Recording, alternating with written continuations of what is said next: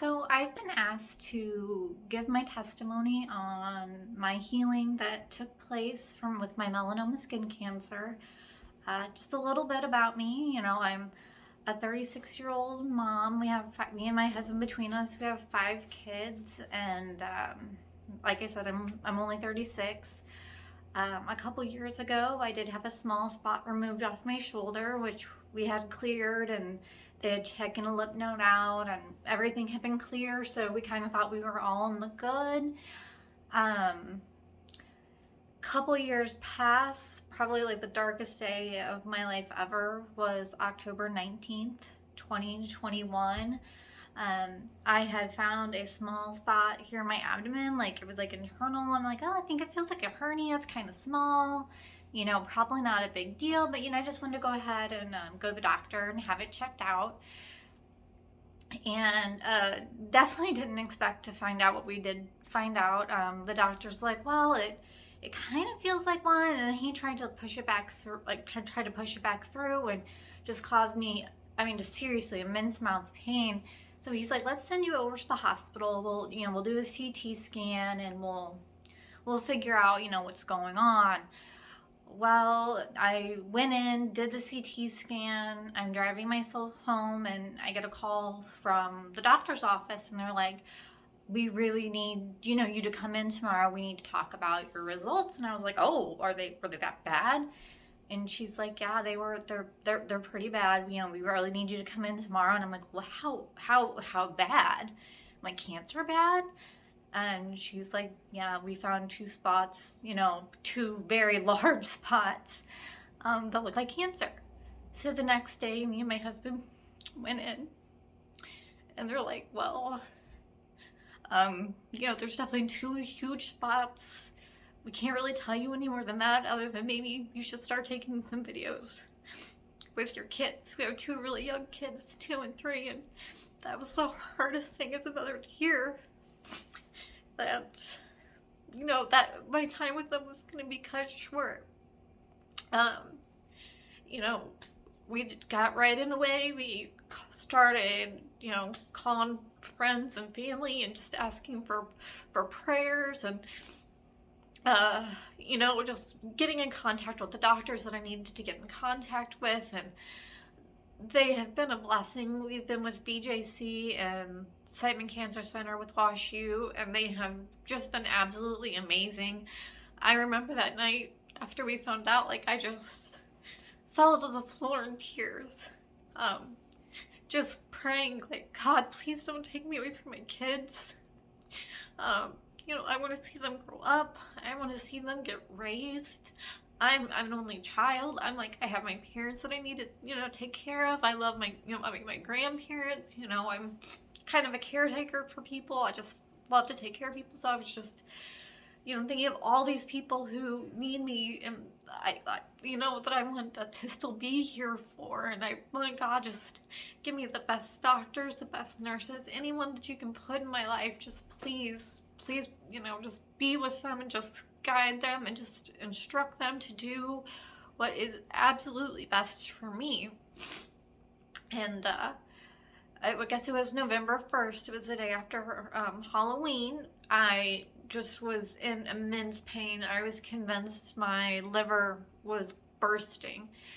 And we get to the ER. They transported me down to a bigger hospital in St. Louis. And we found out that I definitely had cancer. It was stage 4 melanoma. My liver literally took up pretty much my whole abdomen. It was 150 times bigger than it was supposed to be. I looked pregnant. They also found 2 small spots in my brain, a spot in my lungs, and a spot on my hip that they said that, they weren't as worried about it yet, but they're like, it could be arthritis, or it could be cancer. It's something that we need to monitor. And I will tell you, at this time, the hospital's rules were, no overnight visitors. You get visitors from 9 a.m. to 8 p.m. So I was at this hospital by myself at night. My husband's kind of been my rock. He's always been there for me. So it was just really hard dealing with this. And then the fact that he couldn't get there till 8 a.m. or till 9 a.m. The doctors were coming in and talking to me without him there. And it was really, really hard for me. And all the tests were done super early in the morning, and he wasn't there. You know, wasn't able to have my husband there. And I just prayed to God. I was like, God, just please, just, if you can do nothing for me right now, if you can't save me, just give me peace. Give me the peace to get through this. And as many will tell you if they know me, that I'm a super anxious white coat syndrome type of girl. I avoid going to the hospital unless it's like deathly a problem, which obviously it was pretty severe, being stage 4 melanoma cancer. But I mean, and God just placed this peace just within my heart and just kind of over my household. And it was just an insane experience. Like, I've never felt that kind of peace. And I just kept on with this motto that, you know, God's bigger than any diagnosis. He is going to take care of me. My whole life, I've always wanted a big family, always wanted to be a mom. And I'm like, God did not give me my big family just to take me away from the situation. God's bigger than any diagnosis my doctor could tell me. Even if they tell me I have 2 days to live, that's not their decision. It's God's decision, and that's not going to be my story. I'm also lucky in the fact that I have so many just wonderful Christian mentors to look up to. Also, my aunt was going through stage 4 cancer also at the time. And as much as I hate that for her, it was just an amazing blessing to have her be there too, and to understand like what I was going through, you know, physically, mentally, just kind of someone that I could text back and forth with when, you know, things just weighed me down. Because even though I had the peace and the presence of God all around me, there were times where I was just brought down to my knees in prayer, just like handing it to God, like, just God, just heal me. Just God, take away all this fear that I'm feeling, and this nervousness and my anxiousness, and just please God, just take it. And every single time I asked, he did. And I feel unqualified to even give this testimony, because I'll be honest, I don't go to church every Sunday. I probably couldn't even tell you a Bible verse word for word. You know, I've never read the Bible front to back, and that was kind of the hard part about even doing this video, is I didn't feel qualified.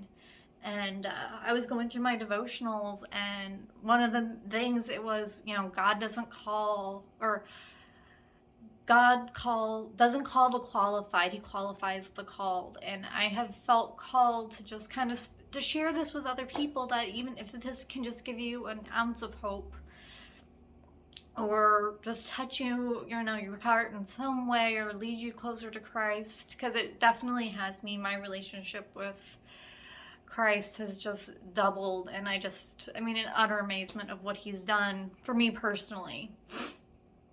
But getting back to that, obviously stage 4 is never a good diagnosis. It's not a prolonged diagnosis of life either. I did have some things going for me. I'm young. I did have peace. I have a great support group. I can't even thank enough of the people who've brought over dishes, sent cards, prayed for us, add us to prayer lists, sent, you know, gift cards and meals, and just helped with our kids. And it's just been overwhelming, the amount of support that we've been given during this time. But anyways, sorry, I tend to babble, but so that was October when we got the first diagnosis. The first week of November, we found out exactly what type of cancer we were dealing with and where it was. Within a week, I had started immunotherapy. I would love to tell you the name of the drugs that they were giving me, but I would butcher the names anyways, so it's not necessary. But so I did November, December, January, February treatments. And then I went in March, and we had, I had to do a PET scan, and I had to do an MRI scan, you know, just to see where we were, to see how everything was going. I forgot to mention that they had done a gamma ray procedure to remove the ones in my brain. So we did the MRI to check the brain, and great news there. I mean, there was nothing that they could see. Like, it was exactly how it should be, and there was no concerns. Now, my biggest fear was the PET scan. I had a lot of fear in my heart. I was worried about it just because it was such a big deal. We go into the room to get the results. I'm a nervous wreck. I just couldn't be more shocked. The doctor couldn't have been more shocked with the results. Like, the absolute best results a person could get. He put my side-by-side results from the day that we found out to that day, and what had went from being my entire abdomen being bright red, or bright white, filled with cancer, to nothing. They could not find any cancer from my head to my feet. There was just nothing lit up. And he's like, I want to tell you that we're going to use the term remission lightly. You still need to do maintenance treatments once a month, but they're only 30 minutes, so that's really not that big of a deal. But I mean, I was just like, oh, can you pull that back up? What do you mean that it's gone? I mean, that doesn't happen. Cancer doesn't just snap and disappear that way. And he's like, this is not results that we've seen before. It was unexpected to be that drastic. And the only thing I can think of is, God, I was given a miracle, and he wants to keep me here, longer, whether it's for my babies. And when I thought about doing this testimony, there's all these fears that just kept going through my mind. Like, well, what if you give your testimony and 3 months later, it's completely come back and it's worse, and you're not qualified to do this because you don't read the Bible, you're not the most righteous of people, you've sinned, you've made mistakes, who are you? Why would God even want to save you? What makes your situation, what makes you better than anybody else, that you were worth healing and they weren't? And I have no answer other than just God's grace. Literally just God's grace. I have no other answer other than God's grace. And I was like, what I was hearing in my head, I'm like, that is not God. God did not give me the spirit of fear. Power and love is what he gave us. And I'm like, this just has to be, the devil not wanting me to put my testimony out there, because maybe what I'm saying right now is what somebody out there needs to hear. Maybe it's just a little piece of hope that could help you, or somebody that's going through the same thing. And I was like, you know what, even if in 3 months I do go back to the doctor and it's everywhere and it's worse than it was before, you know what, it doesn't matter, because God still took it. God still healed me. God still took all that cancer away and gave me another 3, 4, whatever amount of time left with my kids. And I just am blessed every day that I get to wake up and see them. It means so much. So I just want to take a moment and just thank God and everyone who prayed for us and everyone who did stuff for us. Just thank you, thank you, thank you. Know that God still heals. God still has miracles. I mean, if he can do it for me, he could do it for anybody. I'm no more deserving than anybody else. So, God's grace is what matters, not our goodness, not our righteousness. So, thanks. See you guys later. Bye.